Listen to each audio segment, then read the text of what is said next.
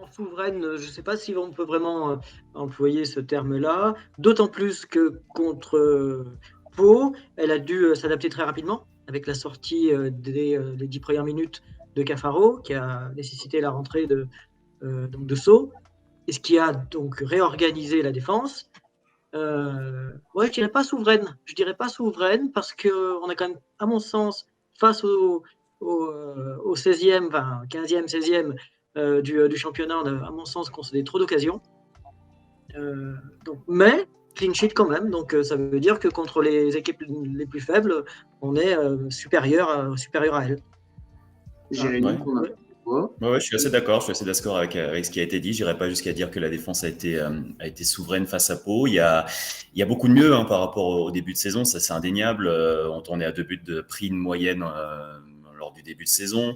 Mais en 2023, il y a beaucoup de mieux. Mais on est quand même à 1 but encaissé par match. On est allé au milieu de tableau des défenses en 2023. Il y a quand même, oui, c'est vrai, beaucoup de choses positives. L'apport de Gauthier Larsonneur, l'animation entre les 3 défenseurs centraux qui comprennent leur rôle, qui sont complémentaires.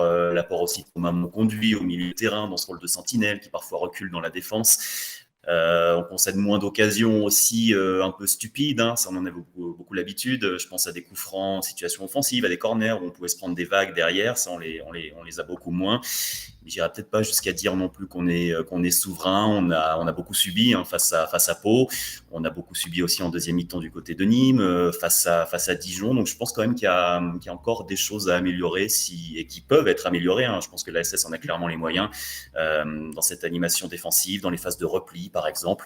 Donc je dirais peut-être pas encore tout à fait une défense souveraine, mais il y a beaucoup mieux. Et oui, les 4 clean sheets depuis le début de l'année sont quand même une preuve que la défense, elle est pas encore souveraine, mais elle est quand même bien solide. Nobine, comment tu pensais de cette défense? Ouais, bah, je vais rejoindre mes compatriotes. C'est-à-dire que quand tu vois que bon, voilà, cette défense, en plus, comme a dit Albert, au bout de 9 minutes, elle a été changée parce qu'on partait sur un trio qui était Petro, Briançon, Apia. Finalement, blessure de Cafaro qui fait que Apia revient sur ce fameux rôle de piston droit. On fait rentrer So qui pour moi, a encore fait un match très correct. Je le trouve encore très correct, So. Donc ouais, cette défense-là, elle me plaît. Elle encaisse pas de but encore aujourd'hui. Alors voilà, elle est pas encore parfaite. Elle a encore beaucoup de défauts. Elle fait encore pas mal de petites erreurs à des moments, mais elle reste quand même de mieux en mieux. Elle va dans le mieux en tout cas. Ah, et puis au-delà de ça, c'est aussi en stats. Seydou Sow, il a 100% de duels aériens remportés, 100% de duels au sol remportés. Briançon, il a 100% de ses duels aériens remportés. Petro a réussi tous ses tacles. Il y a quand même, on voit que c'est quand même du mieux, mais il y a aussi dans la gestion du temps faible. Souvent, la deuxième mi-temps, on sait que c'est toujours plus compliqué. On l'a senti, on s'est fait un peu plus bouger. On a quand même tenu, on n'a pas non plus concédé de vraies grosses occasions en deuxième mi-temps. Je crois, à part le bureau refusé pour jeu, il n'y a pas eu grand-chose qu'on a concédé. Donc, surtout de suite. Oui, mais on s'est quand même mis dans des situations un peu compliquées. On a une belle marge de progression. C'est ça qu'il faut retenir. On a une belle marge de progression parce que pour une fois, depuis ce début d'année, on ne part plus de zéro. Avec les arrivées notamment de l'Arseneur et d'Apia, on a une assise défensive qui est correcte, en tout cas qui laisse présager effectivement une belle marge de progression qu'il sera nécessaire d'atteindre, notamment pour nos prochains matchs, parce qu'on aura l'adversité très différente. Parce que je reste quand même persuadé que notre adversité pour ces 4 matchs gagnés était quand même dans la majorité, même Annecy, qui a laissé beaucoup d'espace, était quand même d'un niveau très très faible. Et je pense que face à une adversité plus Bordeaux par exemple, on risque d'être puni plus facilement. Donc on a besoin de monter quelques paliers. Alors est-ce que ce sera déjà possible dès la semaine prochaine? Mais on passera au révélateur, ça c'est vrai. À ce moment, voilà. Non, c'est vrai que ce sera un vrai test Bordeaux pour cette défense type maintenant qui est mise en place par Laurent Batles. Mais ce qui est positif, c'est que la défense type, on l'a désormais aussi à la SS. Voilà. on peut se rappeler le début de saison avec les tâtonnements avec Giraudon, avec Nadé. Voilà, on a l'impression que c'était il y a 50 ans, mais il n'y a pas si longtemps que ça qu'on était avec une défense qui nous faisait peur à chaque match. Là, on a quand même de l'assurance, on a de la sérénité, on a des choses sur lesquelles on peut s'appuyer. Il y a évidemment des choses perfectibles, mais ce qui est intéressant aussi, c'est de voir qu'avant le match de Pau, on se demandait qui on allait mettre dans les trois stoppers, dans les trois axiaux.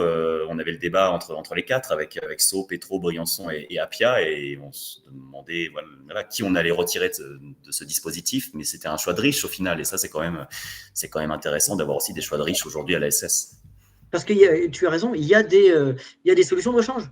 Et ces solutions de rechange, même au dernier moment, elles sont plutôt performantes. Et effectivement, Seydou Sow a fait son match en rentrant à la dernière minute, alors qu'il aurait dû être remplaçant et que normalement, il n'aurait peut-être même pas dû jouer le match parce que la défense n'aurait certainement pas été changée de tout le match s'il n'y avait pas eu de supplément physique.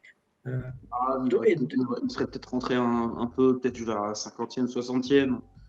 Non, tu ne changes pas les trois centraux. Généralement, dans un match de foot, tu changes très rarement les trois centraux, à moins d'une. Voilà, sauf Pépin ou sauf vraiment physiquement, s'il est mort, si quelqu'un des trois demande à sortir parce que physiquement il est mort, mais sinon, tu ne changes pas les trois centraux. Hein.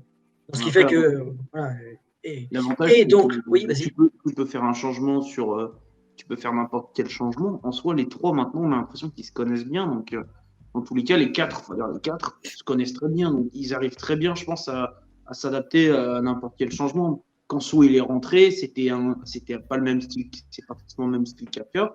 Ils ont réussi à s'adapter très rapidement. On n'a pas, non plus tremblé d'une façon. Enfin, on sentait que Pau voulait faire quelque chose, mais on a quand même su résister et tenu. Des fois, il faut faire des matchs, il faut faire le dos rond. On l'a tenu, puis surtout ces matchs-là, normalement, on aurait dû. Si tu remarques, comme disait Jérémy, le début de saison, tu fais ce match-là, tu gagnes 1-0, tu en prends 2 en deuxième mi-temps. Parce que ta défense n'était pas rassurante, mais là, ta défense est quand même beaucoup plus rassurante. Elle a des automatismes, elle est bien réglée. Donc au final. Non, mais la différence, c'est en termes de complémentarité. Au début de saison, et aussi par des circonstances exceptionnelles, Briançon qui est blessé, puis expulsé très rapidement. Donc, résultat, il n'a quasiment pas joué les 5 ou 6 premiers matchs. Donc, ce qui fait que, comme l'a dit Jérémy, la défense a tâtonné. Donc, aujourd'hui, effectivement, ce sont les trois mêmes. Donc, la complémentarité, elle est évidente. Et puis, il y a un vrai patron. Le vrai patron, et moi j'étais sur Harry Point samedi, c'est Briançon. Et il lève vraiment à la baguette. Les deux autres sont, surtout quand le Sceaux est rentré, qui a besoin d'un peu plus d'être guidé, ils étaient bien à son écoute. C'est lui qui faisait monter le bloc. Et là, voilà, il y a une vraie complémentarité et sur lesquels on peut s'appuyer, sur lesquels, effectivement, cette marge de progression devrait nous permettre d'être encore meilleurs par la suite. Il y a plusieurs patrons, je dirais. Non, pardon, allez-y. Non, allez-y. Non, oui, il y a Anthony Briançon qui est le patron incontestable évidemment dans la parole, mais il y a aussi je trouve un patron dans tout simplement la performance, qui est Denis Apia à côté de lui, qui est là également pour, il nous l'a dit, pour guider un Seydou Sow, pour être derrière lui à tout moment pour éviter les sautes de concentration et d'avoir des joueurs expérimentés comme Apia et comme Briançon. À côté, on a presque plus qu'à enfiler ses chaussons et jouer à leur côté, tellement ça doit être beaucoup plus simple pour s'intégrer dans un schéma comme le 3-5-2 de Laurent Batles. Et puis il y a aussi un Léo Petro qui bénéficie de tout ce qui peut être solidifié à ses côtés. Léo Petro, depuis qu'il est dans cette défense à 3 depuis le début du mois de février, franchement, c'est pas le jour et la nuit non plus par rapport au début de saison. Il faisait des performances intéressantes, mais il est d'une solidité vraiment impeccable, quasiment, Léo Petro, depuis le début de février. C'est ça, puis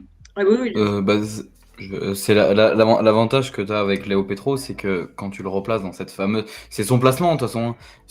En latéral gauche, il peut faire le travail, mais ce fameux défenseur axial à 3, où il est sur ce côté gauche, c'est quand même vraiment son poste. Il l'a été à Lorient, et c'est vraiment là où il était, je pense, le meilleur.